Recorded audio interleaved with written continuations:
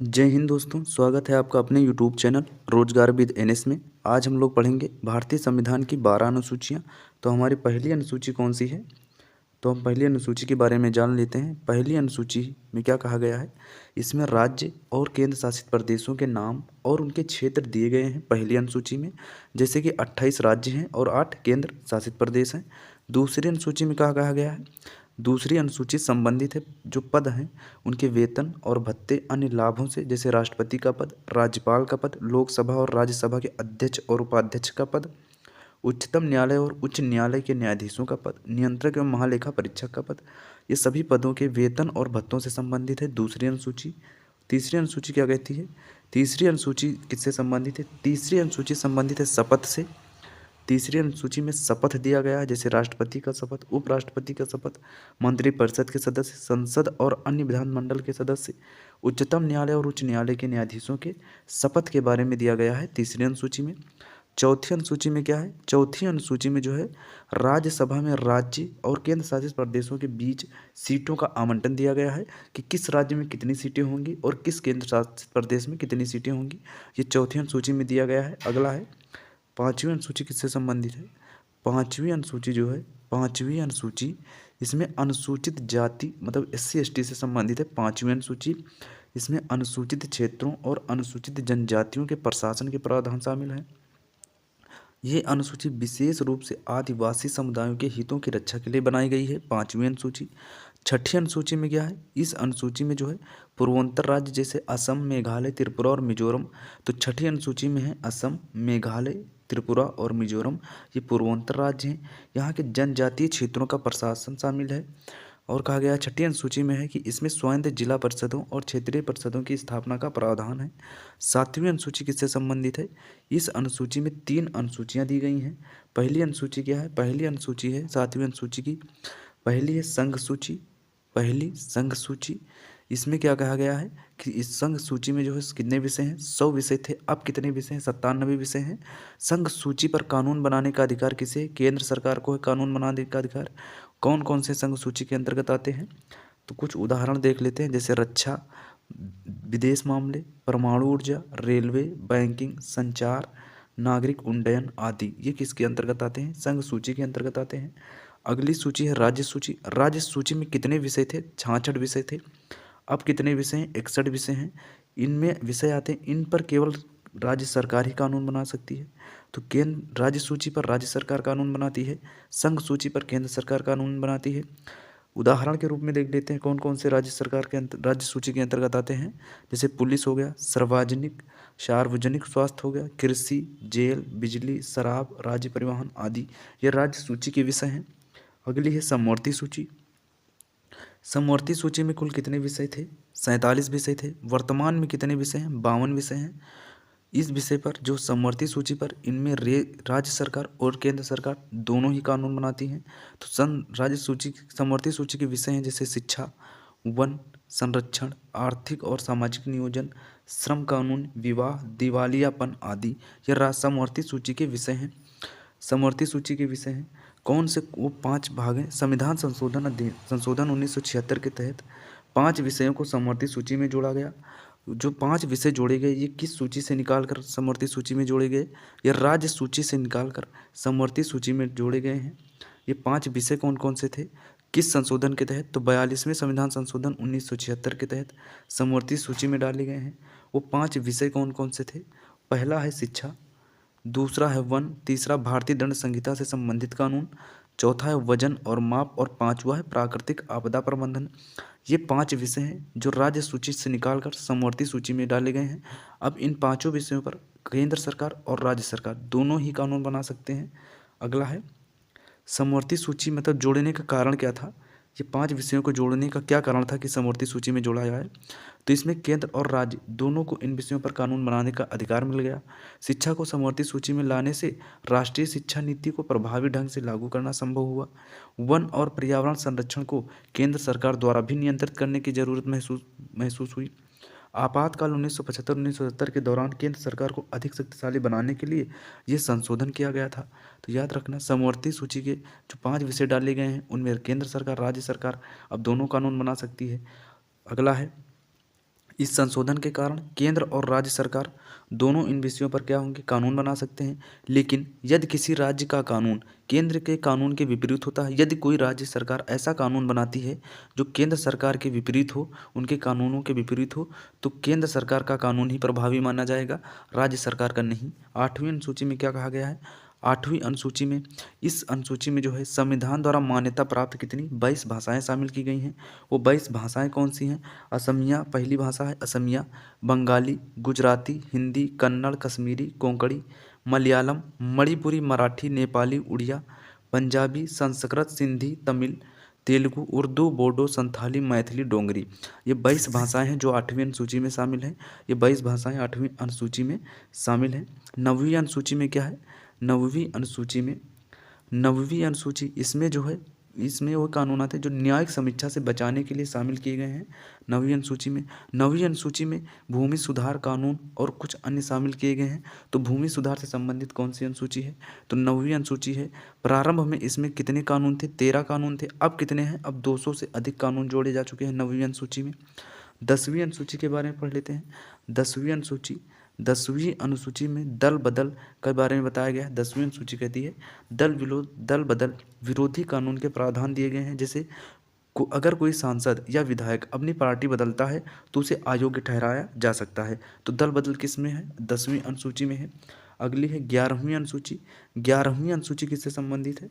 11वीं अनुसूची, इसमें पंचायतों के अधिकार और कार्य क्षेत्र में से संबंधित कितने विषय हैं? 29 विषय शामिल हैं। तो 11वीं अनुसूची में कितने विषय हैं? 29 विषय शामिल हैं। कौन कौन से वो 29 विषय हैं?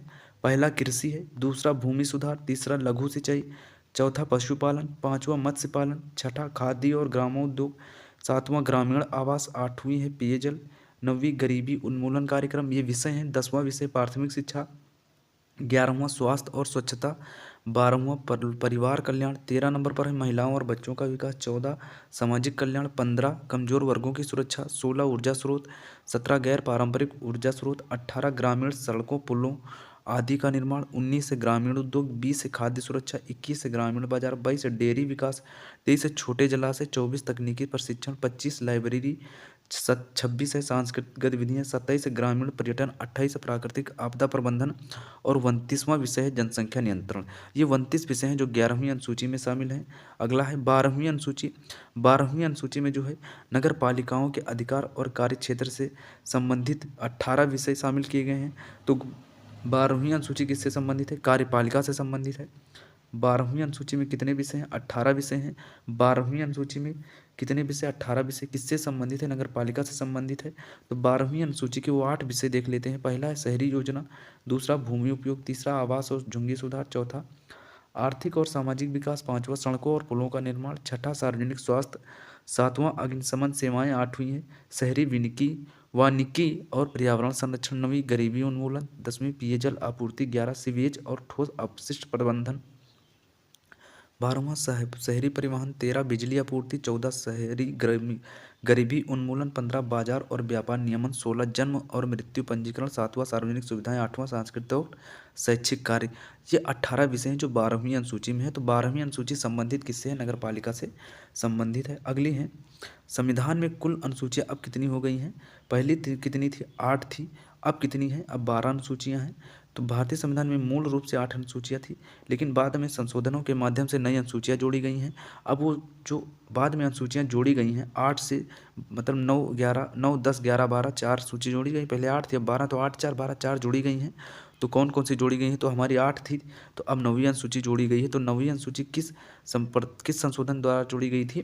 तो 9वीं अनुसूची जो है प्रथम संविधान संशोधन 1951 के द्वारा जोड़ी गई थी। इसमें जो है 9वीं अनुसूची में हम पढ़ चुके हैं क्या है? भूमि सुधार है, ये याद रखना। कुछ अन्य कानूनों को न्यायिक समीक्षा से बचाने के लिए जोड़ा गया था। 10वीं अनुसूची कब जोड़ी गई है? तो 52वें संविधान संशोधन अधिनियम 1985 के द्वारा 10वीं अनुसूची जोड़ी गई है। 10वीं अनुसूची किससे संबंधित है? हम पढ़ चुके हैं, दल विदल विरोधी कानून से संबंधित है। और 11वीं अनुसूची कब जोड़ी गई थी? 11वीं अनुसूची जोड़ी गई है 73वें संविधान संशोधन अधिनियम 1992 के द्वारा 11वीं अनुसूची जोड़ी गई है। तो 11वीं अनुसूची को जोड़ा गया 73वें संविधान संशोधन अधिनियम 1992 के द्वारा। 11 अनुसूची में पंचायत राज व्यवस्था से संबंधित है, तो पंचायत राज व्यवस्था से संबंधित है 11वीं अनुसूची। और इसमें कितने विषय हैं, तो इसमें 29 विषयों को शामिल किया गया है। 11वीं अनुसूची में 29 विषय हैं। कब जोड़ी गई थी? 73वें संविधान संशोधन अधिनियम 1992 के द्वारा 11वीं अनुसूची जोड़ी गई थी। 12वीं अनुसूची किससे संबंधित है? 12वीं अनुसूची जो है संविधान संशोधन अधिनियम 1992 के द्वारा, कौन सा संविधान संशोधन था? 74वें संविधान संशोधन अधिनियम 1992 के द्वारा 12वीं अनुसूची जोड़ी गई थी। तो 12वीं अनुसूची किससे संबंधित है? नगर पालिका से संबंधित है। 11वीं अनुसूची पंचायत राज से संबंधित है। ये सभी चीज़ें याद रखना है। 10वीं अनुसूची किससे संबंधित है? दल बदल से संबंधित है। और 9वीं अनुसूची किससे संबंधित है? भूमि सुधार से संबंधित है। ये हमारी महत्वपूर्ण 12 अनुसूचियाँ हैं जो बहुत अच्छी तरीके से हम लोगों ने कवर किया है। इसके बाद हम लोग पढ़ लेते हैं भारतीय संविधान के 22 भाग। भारतीय संविधान के आज हम 22 भाग देखेंगे। कल हम देख लेंगे भारतीय संविधान के अंतर्गत जितने भी 22 भाग हैं उनके अंतर्गत जितने भी अनुच्छेद हैं वो अनुच्छेद हम देख लेते हैं।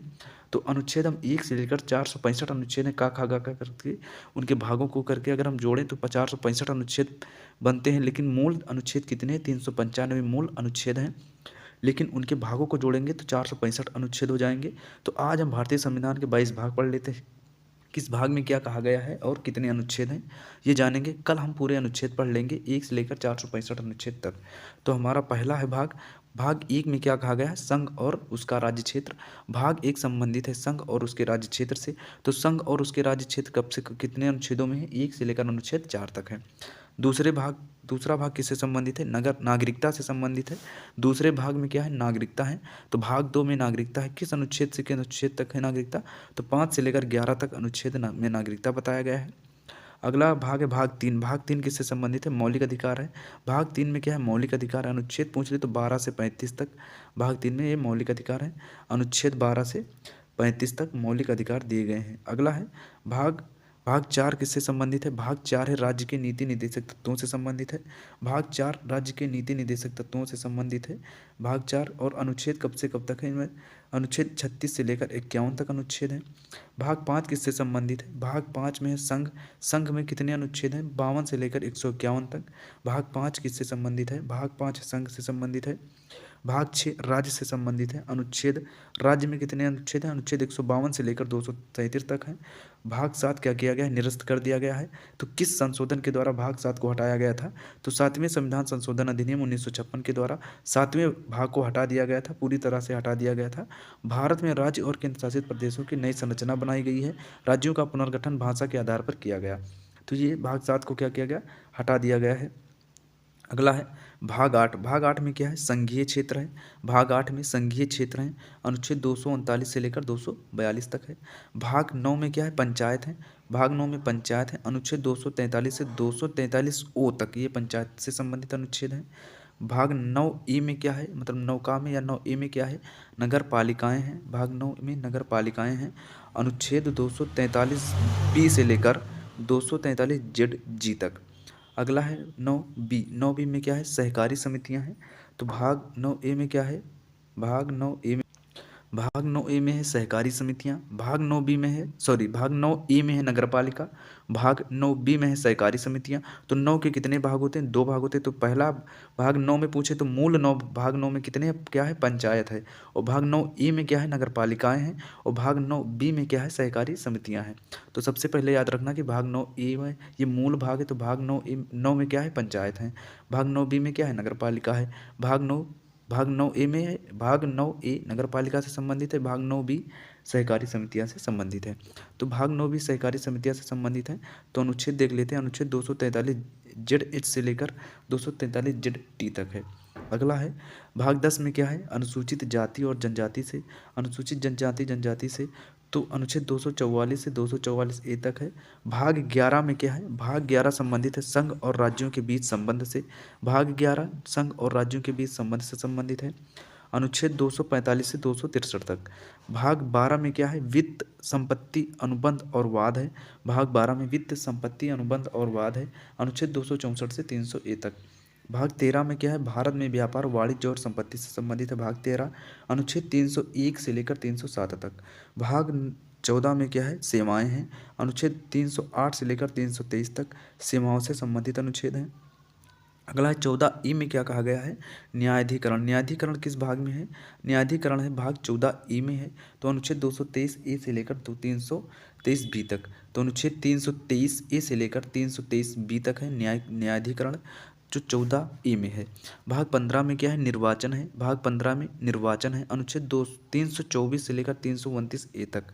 भाग 16 में क्या है, विशेष उपबंध है, अनुच्छेद 330 से लेकर 342 तक। अगला भाग देख लेते हैं, भाग 17 में क्या बताया गया है। भाग 17 में है राजभाषा, अनुच्छेद 343 से लेकर 351 तक, ये राजभाषा से संबंधित अनुच्छेद हैं।